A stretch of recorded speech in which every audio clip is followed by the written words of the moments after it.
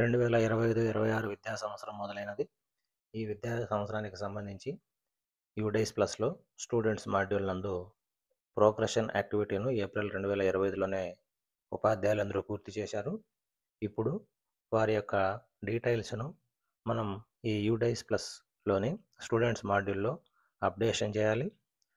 ఈ అప్డేషన్‌లో భాగంగా విద్యార్థుల యొక్క జీపీ అంటే general profile, enrolment profile, facility ప్రొఫైల్‌లను మనం పూర్తి చేయాల్సింది.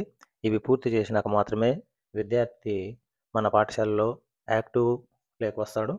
అప్పుడు మాత్రమే అతనికి సంబంధించిన అన్ని డీటెయిల్స్‌ని మనం అంటే ఎగ్జామ్ మార్క్స్ కావచ్చు, లేకపోతే వాళ్ళకి సంబంధించి తల్లికి వందనం కావచ్చు, ఇంకా ఏదైనా యాక్టివిటీస్ అన్నీ అప్డేట్ చేసేదానికి ఉపయోగపడుతుంది, వీలవుతుంది.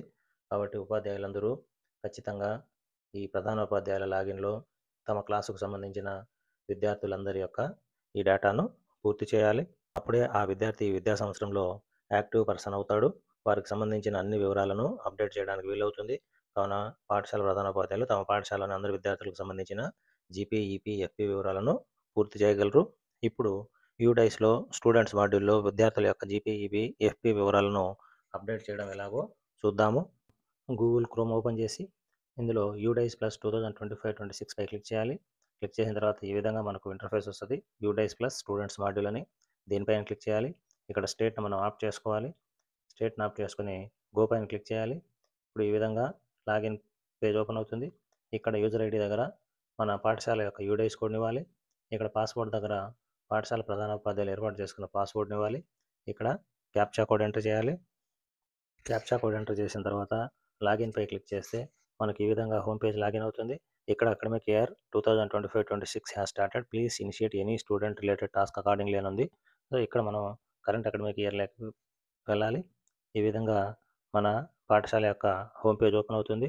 ఇక్కడ స్కూల్ డాష్బోర్డ్లో ఈ డీటెయిల్స్ అన్నీ ఉంటాయి మనకు. తర్వాత డేటా ఎంట్రీ యాక్టివ్లో అయితే కనుక ఈ విధంగా గ్రీన్ మార్క్ కనిపిస్తుంది. డేటా నాట్ సర్టిఫైడ్ అయితే ఈ విధంగా రెడ్ కలర్లో కనిపిస్తూ ఉంటుంది. కాబట్టి ఇక్కడ ఈ పాఠశాలలోని ఈ ఒక తరగతికి 2 సెక్షన్లు, 3 సెక్షన్లు, 4 సెక్షన్లు అలా ఉంటాయి. ఈ విధంగా ప్రతి సెక్షన్లోని విద్యార్థులందరినీ మనం యాక్టివేట్ చేయాల్సి ఉంది. యాక్టివ్ పర్సన్లకు చేయాలి. ఉదాహరణకు మనం ఈ సెక్షన్ తీసుకున్నాం అనుకోండి. ఇక్కడ వ్యూ మేనేజ్ పై క్లిక్ చేయాలి. వ్యూ మేనేజ్ పై క్లిక్ చేసిన తర్వాత ఆ సెక్షన్లోని విద్యార్థులందరి పేర్లు డిస్ప్లే అవుతాయి. ఇక్కడ ఆ విద్యార్థికి సంబంధించిన ఈ జీపీ, ఈపీ, ఎఫ్పీలన్నీ కూడా ఇలా రెడ్ మార్క్లో ఉన్నాయి. అంటే ఇక్కడ యాక్టివ్ కాలేదని, ఇక్కడ ఇంకా నాట్ స్టార్టెడ్ అని ఉంది. ఇవన్నీ కూడా మనం యాక్టివ్ చేసుకోవాల్సిన అవసరం ఉంది. ఇక్కడ మనం మొదటి విద్యార్థిని పరిశీలించినట్లయితే కంప్లీటెడ్ అని గ్రీన్ మార్క్ ఉంది. ఇక్కడ జీపీ, ఈపీ, ఎఫ్పీలు కూడా గ్రీన్ మార్క్లో ఉన్నాయి. అంటే ఈ విద్యార్థికి సంబంధించిన ఏదైతే జీపీ, ఈపీ, ఎఫ్పీలు ఉన్నాయో అవన్నీ అప్డేట్ అయ్యాయని అర్థం. ఒకవేళ ఇక్కడ మనం క్లిక్ చేసి ఈ ఐ సింబల్ పైన అప్డేట్ చేసిన వివరాలు మనం చూసుకోవచ్చు. కాబట్టి ప్రతి విద్యార్థికి ఈ యాక్టివిటీని పూర్తి చేయాలి. అది ఎలా చేయాలో చూద్దాము. ఇప్పుడు మనం ఈ విద్యార్థికి సంబంధించి జీపీని కంప్లీట్ చేయాలంటే జీపీ పైన క్లిక్ చేయాలి. జీపీ పైన క్లిక్ చేసిన తర్వాత జీపీ అంటే జనరల్ ప్రొఫైల్. జనరల్ ప్రొఫైల్ అంటే అది ఏమేమి ఉంటాయి? ఈ జనరల్ ప్రొఫైల్లో మనకు విద్యార్థి పేరు ఆల్రెడీ డిఫాల్ట్గా అన్నీ ఉంటాయి. మీరేమి ఇక్కడ కొత్తగా ఎంటర్ చేయాల్సిన పని లేదు. ఈ జనరల్ ప్రొఫైల్లో విద్యార్థి యొక్క డీటెయిల్స్ అంతా డిఫాల్ట్గా ఇవ్వడం జరుగుతుంది. ఇవన్నీ ఒకసారి వెరిఫై చేసుకుంటూ మనం అప్డేషన్ చేసుకోవాలి. సో ఇక్కడికి వెళ్ళి చివరిలో సేవ్ పైన క్లిక్ చేస్తే ఇక్కడ జనరల్ డేటా అప్డేటెడ్ సక్సెస్ఫుల్ అని వస్తుంది. అంటే జీపీ కంప్లీట్ అయిపోయింది. దాని తర్వాత మనకు ఉండేది ఎన్రోల్మెంట్ ఫెసిలిటీ. ఈ నెక్స్ట్ పైన క్లిక్ చేస్తే ఎన్రోల్మెంట్ ఫెసిలిటీ వస్తుంది. ఇక్కడ ఎన్రోల్మెంట్ ఫెసిలిటీలో admission number, admission date, roll number, తర్వాత మీడియం ఆఫ్ ఇన్స్ట్రక్షన్ ఇవన్నీ ఉంటాయి. ఇవన్నీ మనం చూసుకుంటా వెళ్ళి ఇక్కడ ప్రమోటెడ్, పాస్వర్డ్ ఆల్రెడీ మనం ప్రోగ్రెషన్ యాక్టివిటీ చేసినాం కాబట్టి అక్కడ ప్రమోటెడ్, పాస్వర్డ్ అని ఉంది. ప్రమోట్ అయినాడు. సో ఇప్పుడు అందుకే ఇతనికి పేరు 10th కనిపిస్తుంది. కాబట్టి ఇక్కడ in the previous class studied marks, percentage of marks ఉంది, తర్వాత అటెండెన్స్ ఉంది. సో ఇవన్నీ వెరిఫై చేసుకున్నాయి. సేవ్ పైన క్లిక్ చేయాలి. అప్పుడు ఎవరైతే ప్రోగ్రెషన్ యాక్టివిటీ చేయకుండా పెండింగ్ పెట్టినారో వాళ్ళు ఇప్పుడు ప్రోగ్రెషన్ యాక్టివిటీ చేసినాక మాత్రమే ఈ డీటెయిల్స్ అంతా అప్డేట్ చేయాలి. సో ఇక్కడ ఈ ఎన్రోల్మెంట్ డేటా కంప్లీట్ అయింది. ఇప్పుడు ఆటోమేటిక్గా నెక్స్ట్ పైన క్లిక్ చేస్తే మనకు ఫెసిలిటీ ప్రొఫైల్ ఓపెన్ అవుతుంది. ఎఫ్పీ అనేది అంటే విద్యార్థికి ఆ పాఠశాల ఏమేమి ఫెసిలిటీస్ ఉన్నాయని అవన్నీ డిఫాల్ట్గా వస్తాయి. ఏదైనా ఉంటే చిన్న చిన్న మార్పులు చేయాలి. ఇక్కడ whether facility provided to the student ఇస్తున్నాం. ఖచ్చితంగా స్కూల్కి వచ్చే ప్రతి పిల్లడికి ఫెసిలిటీస్ ఇస్తూ ఉంటాం. అవి ఏవి అన్నప్పుడు ఫ్రీ టెక్స్ట్ బుక్స్ ఇస్తాం, ఫ్రీ యూనిఫామ్ ఇస్తారు. ఇక్కడ ఉన్నటువంటి రిమైనింగ్ వాటిలో ఏది ఇస్తున్నా మనం ఇక్కడ మార్క్ చేయొచ్చు. అదేవిధంగా స్టేట్ లెవెల్ కాంపిటీషన్కి ఏదన్నా విద్యార్థి పాల్గొని ఉంటే ఎస్ అని, లేకపోతే నోన్ ఇస్తాం. ఇక్కడ డిఫాల్ట్గా నోన్ ఉంటుంది. మీకు ఎస్ అయితే ఎస్ పైన క్లిక్ చేసుకోవచ్చు. ఎస్ పైన లేదంటే నో అని క్లిక్ చేసుకుంటాం. ఇక్కడ does the student participate in NCC or NSS scouts and guides. Yes అయితే ఎస్, నో. లేదా student is capable for handling digital devices. ఏదైనా విద్యార్థి కంప్యూటర్ వర్క్ చేయగలడు అంటే మనకు తెలిసి ఉంటుంది. ఎందుకంటే మనం విద్యార్థుల దగ్గర కొన్ని యాక్టివిటీ చేస్తూ ఉంటాం. వాడికి కొద్దిగా అవగాహన ఉంటే మాత్రం ఎస్ అని, లేకపోతే నో అని ఇసుకుంటాం. అదేవిధంగా స్టూడెంట్స్ హైటు, స్టూడెంట్స్ వెయిట్ ఇవన్నీ డిఫాల్ట్గా ఉంటాయి. ఎందుకంటే లాస్ట్ ఇయర్ చేసినవి మనం అట్లే ప్రోగ్రెషన్ అంటే 9th నుండి 10th తీసుకొచ్చినాం. ఆ డీటెయిల్స్ అట్లే ఉంటాయి. ఇక్కడ ఏదైనా మార్పులు ఉంటే మాత్రమే చేయాలి.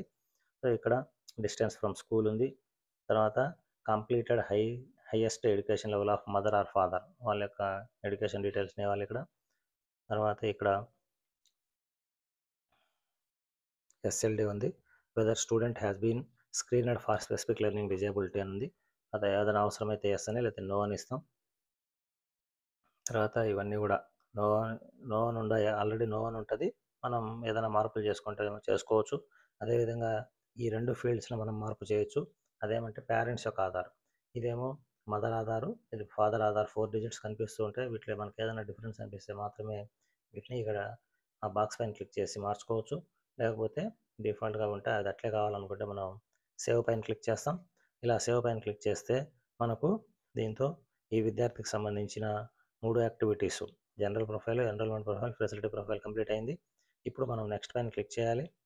నెక్స్ట్ పైన క్లిక్ చేసి ఒకసారి ఈ విద్యార్థి డీటెయిల్స్ అంతా మనం వెరిఫై చేసుకొని, అంటే ఇక్కడ మనం చిన్న మైనర్ చేంజెస్ మాత్రమే చేసుకోవచ్చు. పేరెంట్స్ యొక్క ఆధార్ నెంబర్లు మాత్రమే మార్చుకోవచ్చు. మిగతావన్నీ మనం మ్యాక్సిమం మార్చలేము. ఇవన్నీ చూసుకున్న తర్వాత కంప్లీట్ డేటాపై క్లిక్ చేస్తే మాత్రమే ఈ యాక్టివిటీ కంప్లీట్ అయినట్లు. అంటే మనం చివరిలో ఆ డేటాను వెరిఫై చేసుకున్న ప్రొఫైల్ ప్రివ్యూని చూసిన తర్వాత మాత్రమే ఆ డేటా కంప్లీట్ అయినట్టుగా మనం భావించాలి. ఇది నెక్స్ట్ ఇంకో స్టూడెంట్ది. ఇప్పుడు మనం ఈ విధంగా ఆ క్లాస్లోని అందరి పిల్లలను మనం యాక్టివ్లోకి తీసుకురావాలి. సో ఈ విధంగా ఇక్కడ 2 పిల్లల యొక్క డీటెయిల్స్ని మనం యాక్టివ్ చేసుకున్నాం.